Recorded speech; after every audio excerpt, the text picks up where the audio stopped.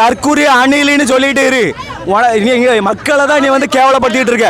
ஒரு ஓட்டு உள்ளாது பாத்துக்க. போன எலெக்ஷன்ல 8% வாங்கின.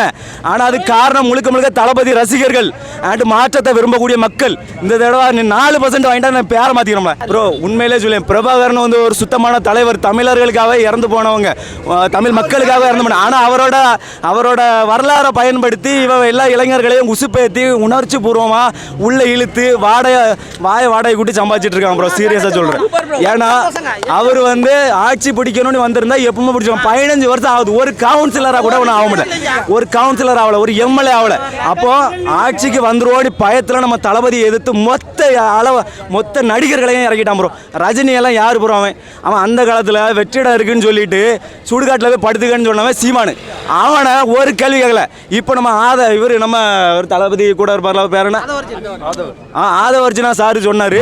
அவர் சொன்ன உடனே அவருக்கு வந்து இவன் காலம் பதில் சொல்ல போடுறாரு ரஜினி. அப்புறம் கமலை பார்த்தீங்கன்னா யாரை எதிர்த்து வந்தாரோ அவர்கிட்ட போய் எம்பி சீட் வாங்கிட்டாரு. தேமுதிக இப்போ எங்க இருக்கு? அப்போ மொத்த பேரையும் விலைக்கு வாங்கி மக்களை முட்டாளாக்கி நம்ம நாசமாக்கி பண்றதுதான் அவனோட வேலையே. மக்களெல்லாம் சிந்திச்சு செயல்படுங்க. ஒரே வாய்ப்பு விட்டுட்டீங்கன்னா அடுத்த 5 வருஷம் நீங்க செத்தீங்களா போங்களேன்.